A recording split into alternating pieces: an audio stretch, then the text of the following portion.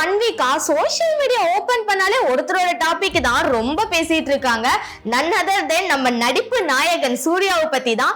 இப்போதான் ரெட்ரோவோட டீசர் கூட வந்திருக்கு. எனக்கு என்னமோ அது வந்துட்டு மூவி டீசர் மாதிரி தான் இருக்கு. ஆனா அவங்க டைட்டில் டீசர் அப்படின்னு சொல்லிட்டு சொல்லியிருந்தாங்க. அண்ட் நம்ம சூர்யாவை ஸ்கிரீன்ல பாக்குறப்போ எப்படி இருக்காரு சொல்லவே வேணாம். சூர்யா அவரோட ஃபர்ஸ்ட் படத்தையே மிஸ் பண்ணிட்டாருங்க.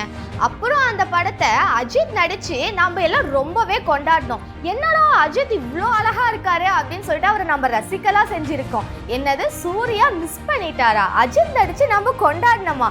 இப்போ எல்லாரோட மைண்ட்லயே அது என்ன படம் அப்படின்ட்டு ஓடிட்டே இருக்கும்ல.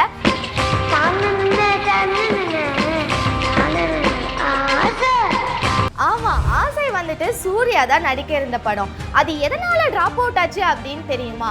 டைரக்டர் வசந்த் வந்துட்டு ஃபர்ஸ்ட் இந்த கதையை சூர்யா கிட்ட தான் சொல்றதுக்கு போயிருக்காரு. அவர்கிட்ட இப்படி ஒரு ஆசை ப்ராஜெக்ட் இருக்கு பண்ணலாம் அப்படின்னு சொல்லிட்டு கேட்டப்போ சூர்யா என்ன சொல்லியிருக்காரு, இல்லை இப்போதைக்கு எனக்கு இண்டஸ்ட்ரிக்குள்ள அந்த அளவுக்கு படம் பண்றதுக்குலாம் தெரியல, ஸோ எனக்கு இன்ட்ரெஸ்ட் இல்லை, அதனால நான் பண்ணல அப்படின்னு சொல்லிட்டு சொல்லிடுறாரு. அதுக்கப்புறம் தான் ஆசை அஜித் கிட்ட போய் அவரு பண்ணியிருக்காரு. சூர்யாவுக்கு இண்டஸ்ட்ரியில ஃபர்ஸ்ட் படம் அப்படின்னு வந்தது நேருக்கு நேரு தான். அந்த படத்தை தான் சூர்யா பண்றாரு.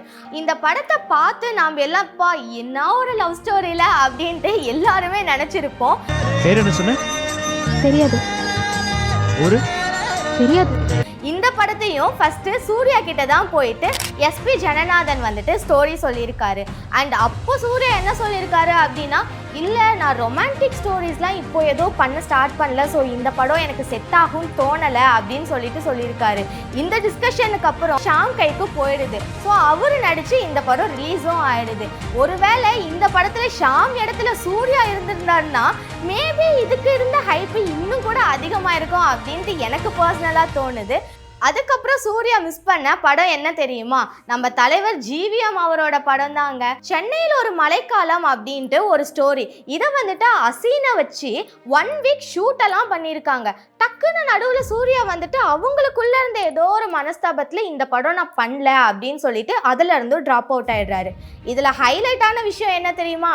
இந்த படத்துக்கு முன்னாடி தான் காக்கா காக்கா வாரணம் ஆயிரோன்னு நாம இப்போ அப்படியே கொண்டாடிட்டு இருக்க லவ் ஸ்டோரி எல்லாம் ஜிவிஎம் வந்துட்டு சூர்யாவை வச்சு பண்ணியிருக்காரு. அவ்வளோ சக்சஸான படம் கொடுத்ததுக்கு அப்புறம் இதுல என்ன மிஸ் அண்டர்ஸ்டாண்டிங் வந்திருக்கும் அப்படின்னு சொல்லிட்டு யோசிக்கிற வகையில தான் இருக்கு அப்படின்னு சொல்லலாம். அதுக்கப்புறமேட்டும் நம்ம ஜிவிஎம் விடாத முயற்சியா திரும்பவும் சூர்யா கிட்டேயே போயிருக்காரு. துருவ நட்சத்திரம் அப்படின்ட்டு ஒரு பட கதையை கொண்டுட்டு போய் சூர்யா கிட்ட சொல்றாரு, இந்த படத்துலயாவது நடிப்போம்ப்பா, 2 பேரும் சேர்ந்து ஒர்க் பண்ணுவோம், கண்டிப்பா காக்கா காக்கா மாதிரி சூப்பரா வரும் அப்படின்னு சொல்லிட்டு டிஸ்கஷன் பெருசா போயிருக்கு. ஆனா கடைசியில சூர்யா இதுவும் நான் பண்ணல அப்படின்ற மாதிரி சொல்லிடுறாரு. அந்த படமா அவர் கையில இருந்து டிராப் அவுட் ஆயிடுது. அண்ட் என்னடா இது ஜிவிஎம் ஏதாவது ஒரு படம் அனௌன்ஸ் பண்றாரு வரும்னு பாக்குறோம், ஆனா டக்குன்னு இப்படி போயிடுதே அப்படின்னு சொல்லிட்டு எல்லாருமே யோசிச்சுக்கிட்டே இருந்தாங்க. இப்போ வரைக்கும் துருவ நட்சத்திரம் வந்து அப்போ வரும் இப்போ வரும் அப்படின்ட்டு டாக் இருந்துட்டே இருக்கே தவிர படம் வந்துச்சா அப்படின்னு கேட்டா இல்லவே இல்லைன்னு தான் சொல்லணும். டைரக்டர் நலன் குமாரசாமியோட செகண்ட் ப்ராஜெக்ட் தான் சூர்யா பண்ண இருந்த படம்.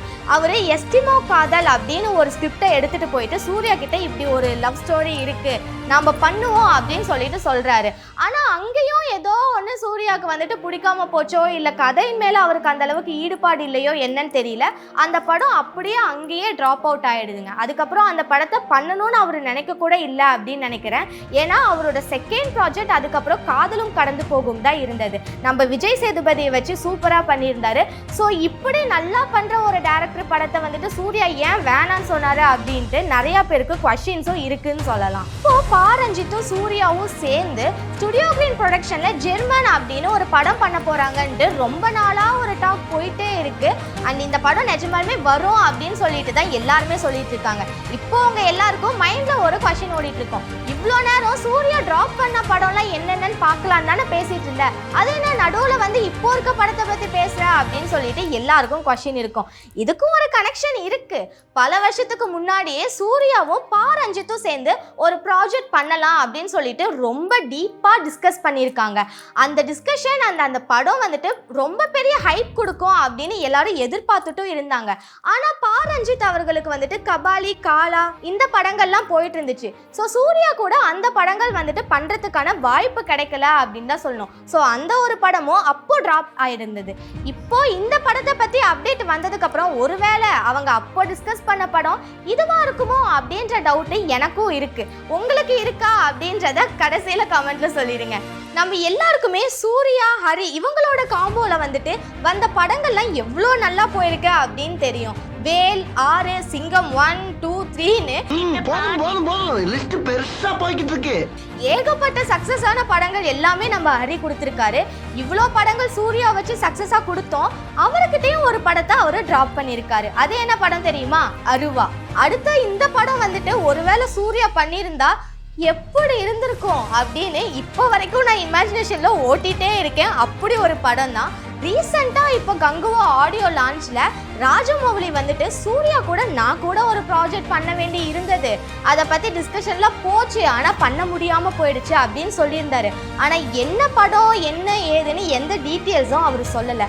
அப்போ எனக்கு என்ன தோணுச்சுன்னா, ராஜமௌலியா சூர்யா கூடவா?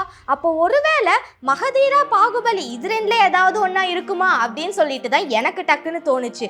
மேபி இருக்குமோ. ஒருவேளை பாகுபலியில் சூர்யா நடிச்சிருந்தா எப்படி இருந்திருக்கும்ல. மிஸ் பண்ணிட்டாரு மனுஷன். டைரக்டர் பாலா கிட்ட நம்ம ஒரு படமாவது பண்ணிடணும் அப்படின்னு சொல்லிட்டு எல்லா ஆக்ட்ரஸும் வேண்டிப்பாங்க அப்படின்னே சொல்லலாம். அப்படிப்பட்ட டைரக்டரும் சூர்யாவை வச்சு நந்தா, பிதா மகன்னு டாப் மோஸ்ட் படம்லாம் கொடுத்தாரு. ஆனால் சூர்யா அவரோட படத்தையும் ஒன்று ட்ராப் பண்ணியிருக்காரு.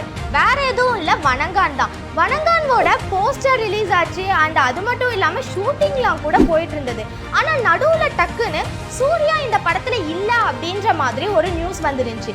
என்னடா சூர்யா வணங்கான்ல இல்லையா, என்ன ரீசன் இருக்கும் அப்படின்ட்டு எல்லாரும் வெயிட் பண்ணிட்டு இருந்தப்போ டிசம்பர் 9 அன்னைக்கு பாலா வந்துட்டு ஒரு அனௌன்ஸ்மெண்ட் கொடுக்குறாரு. அதில் அவர் என்ன சொல்லியிருந்தாரு அப்படின்னா, எனக்கும் சூர்யாவுக்கும் ஒரு சின்ன மிஸ் அண்டர்ஸ்டாண்டிங் வந்துருச்சு. வணங்கானில் பல சீன்ஸை எனக்கு மாற்றணும் அப்படின்ற மாதிரி இருந்துச்சு.